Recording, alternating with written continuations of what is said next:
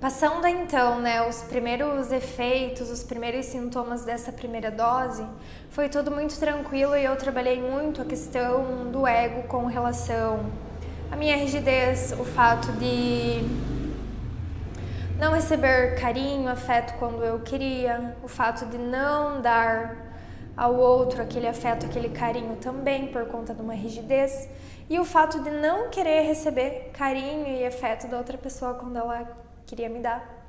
Então, trabalhei muito questões de ego e de rigidez. E pra mim, tudo aquilo tava tranquilo até. Consegui trabalhar e me manter centrada ali naquele momento. Conseguia manter a atenção na respiração e não ficar viajando mentalmente, não criando flutuações mentais. Então, realmente, assim, acessei até estados de meditação bem profundos nessa primeira dose. E assim, nessa primeira dose, eu me contive, não viajei mentalmente, fiquei ali trabalhando o que vinha até mim de forma consciente, sempre conectada com a minha respiração. Realmente foi uma meditação assim bem intensa. E para mim aquilo foi até tranquilo. Esse estado de meditação que eu acessei, eu já tinha acessado, né, no yoga, esse estado de não corpo, de abstração do corpo e até mesmo da respiração, que eu acessei nesse primeiro momento, eu já tinha acessado em práticas de meditação, né, com as técnicas do yoga, então eu já estava um pouco mais adaptada, né, com sensações de medo e morte, né, que pode dar durante uma meditação mais profunda. Então, para mim, foi algo assim que eu soube lidar um pouco melhor, porque eu já tinha passado, né, na prática do yoga. E junto com essas sensações também trabalhei a minha rigidez e questões de ego. Então foi algo assim profundo, porém eu acreditei assim que estava muito tranquilo. E todo esse tempo aí da primeira dose, ele levou em torno de 1h30 por aí, acredito eu. Aí, depois que passou esse tempo, eu fui e daí tomei a segunda dose, né? Todo mundo vai no mesmo tempo, forma fila e aí cada um toma a sua dose e volta para o seu espaço novamente. Então eu tomei a segunda dose e como o corpo ele já estava, né, sobre o efeito do chá e tal, né, sobre o efeito da planta, então essa segunda dose que eu tomei, ela veio só para agregar, né? Então aí eu acessei coisas assim que eu nem imaginava. E essa força que vem através do chá no ritual, ela vem em ondas. E assim, eu senti assim, pelo que eu percebi, ela veio umas 8 vezes. Ela vem, te joga lá pra baixo e te eleva. Te joga lá pra baixo e te eleva. E nesse te jogar pra baixo, você trabalha coisas que talvez você nem imaginava ou que você não queria trabalhar naquele momento. Eu fui assim pensando que talvez eu fosse trabalhar coisas relacionadas ao profissional, mas não veio nada praticamente de profissional. E nesse segundo momento, eu fui trabalhar questões de merecimento e também o luto da minha avó, que a minha avó faleceu faz pouco mais de um mês. E eu fui um pouco rígida com a minha mãe, né, com relação a algumas questões. Quando você acessa coisas que você talvez não está preparada, é meio que automático, né, o fato de você começar a chorar. Então essa foi a minha limpeza nesse segundo momento aí do ritual. Foi a questão da lágrima e também durante toda essa segunda parte do ritual eu tinha muito sono. Mas eu continuei sentada e eu não dormi. Então ali naquele momento, a cuidadora, ela vinha e trazia o papel pra mim, sabe? Pra me limpar e tal. E eu não me sentia merecedora daquilo e me veio muitos sentimentos relacionados à minha mãe. E eu sentia que eu deveria dar esse cuidado à minha mãe. Eu sentia que talvez na infância dela, ela não tinha esse cuidado, ou até mesmo na minha idade ela não tinha esse cuidado, e sim ela tinha que cuidar de alguém.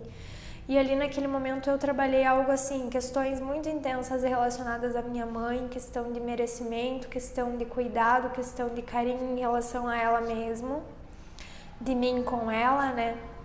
Desse cuidado que ela necessita e atenção e carinho também, né? Que a gente deve dar. Os filhos, né, como um todo, independente se dá bem com a mãe ou não. Eu me dou bem, mas eu senti que eu falho muito ainda nisso, nesse cuidado com ela.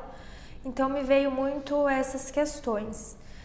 E a minha avó, ela faleceu, né, a mãe da minha mãe faleceu há pouco mais de um mês.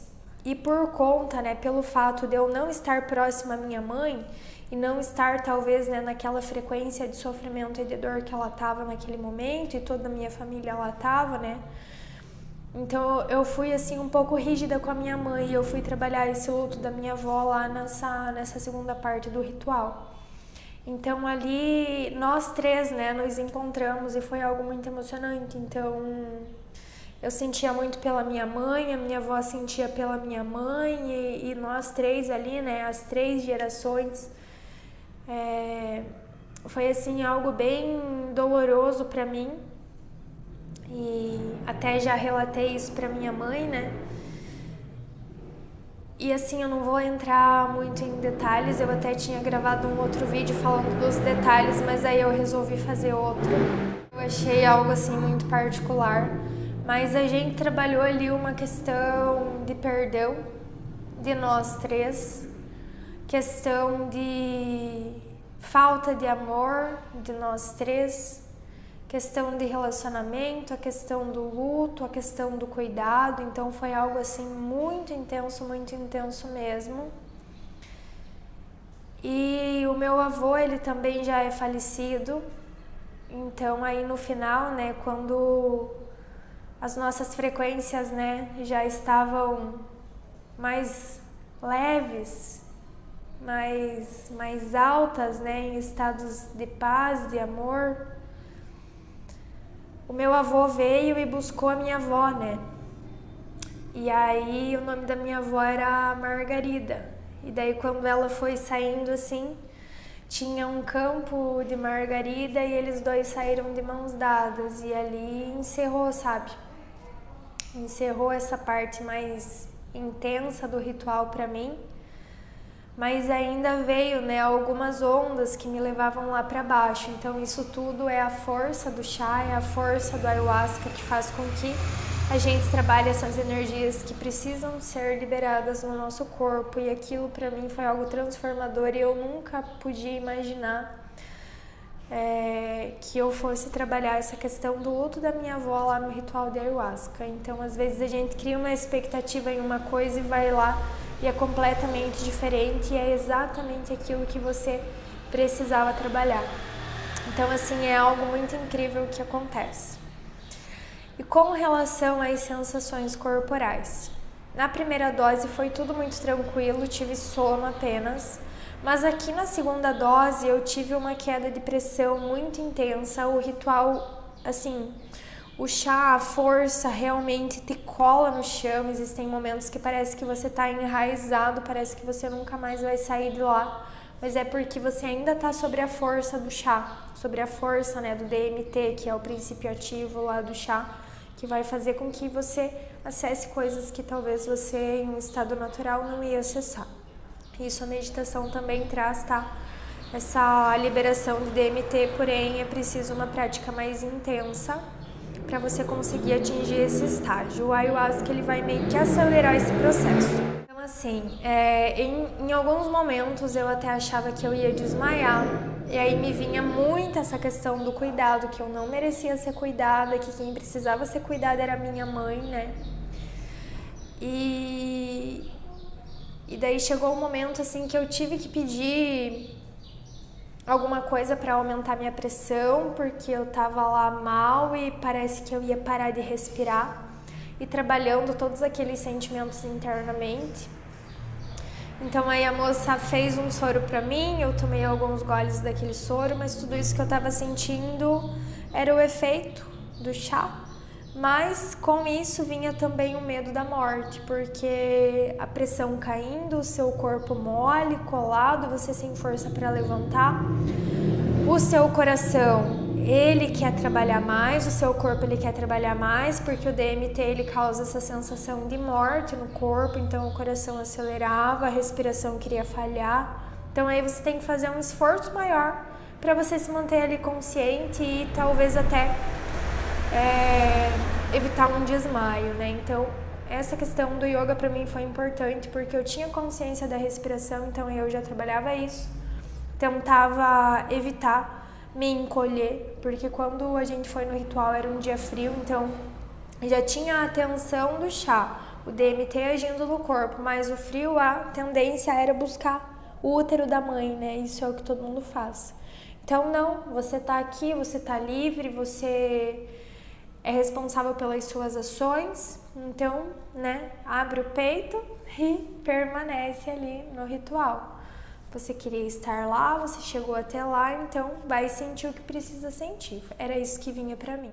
E é isso. Nessa segunda etapa do ritual, eu também não fiz nenhum tipo de limpeza com relação a vômito e diarreia, então foi só mesmo a questão do sono muito intenso e a questão do choro, né, da própria lágrima.